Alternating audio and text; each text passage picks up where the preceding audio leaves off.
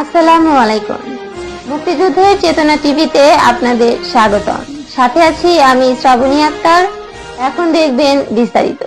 রাজশাহীর শাহ মখদুম হতে ৭২ বোতল অবৈধ ও প্রাণঘাতী মাদকদ্রব্য অ্যালকোহল সহ মাদক ব্যবসায়ী আরিফুলকে গ্রেফতার করেছে র্যাব-৫ রাজশাহী। আব্দুল আল মুক্তাদির বাঁধন, স্টাফ রিপোর্টার, মুক্তিযুদ্ধের চেতনা টিভি, রাজশাহী বিভাগ। র্যাব প্রতিষ্ঠার সময় থেকে দেশের সার্বিক আইন শৃঙ্খলা পরিস্থিতি সমুন্নত রাখার লক্ষ্যে সব ধরনের অপরাধীকে আইনের আওতায় নিয়ে আসার ক্ষেত্রে অগ্রণী ভূমিকা পালন করে আসছে। সন্ত্রাসী, সংঘবদ্ধ অপরাধী, মাদক, অস্ত্র ছিনতাইকারী এবং সার্বিক আইন শৃঙ্খলা বিনষ্টকারীদের বিরুদ্ধে নিয়মিত অভিযান পরিচালনা করে আসছে।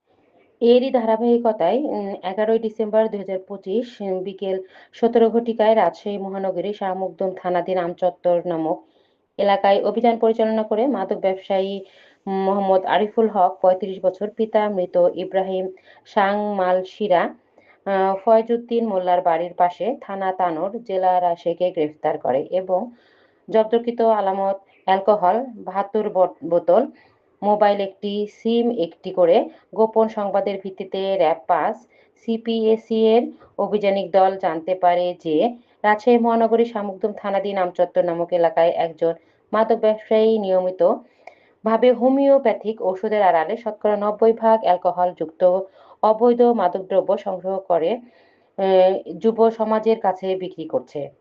পরবর্তীতে উক্ত তথ্যের ভিত্তিতে র্যাবের একটি গোয়েন্দা দল তার গতিবিধি পর্যবেক্ষণ ও অনুসরণ করে। অতঃপর তারিখ অভিযান পরিচালনা করে মাদকের একজন আসামিকে আটক করে। পরবর্তীতে তার নিকট থাকা বাজারের ব্যাগ তল্লাশি করে সর্বমোট ৭২ বোতল অবৈধ অ্যালকোহল উদ্ধার করা হয়। এ সময় মাদকদ্রব্য শতকরা ৯০% অ্যালকোহলযুক্ত এই ভয়াবহ প্রাণঘাতী মাদক সেবনে অতি সম্প্রতি রাজশাহীর বিভিন্ন জায়গায় প্রাণনাশের ঘটনাও ঘটেছে। ধৃত আসামি দীর্ঘদিন ধরে যাবৎ হোমিওপ্যাথিক ঔষধ বিক্রির আড়ালে অধিক লাভবানের আশায় রাজশাহী জেলা ও মহানগরের বিভিন্ন মাদক ব্যবসায়ী ও যুব সমাজের মাঝে এই সব মাদক বিক্রি করে আসছিল।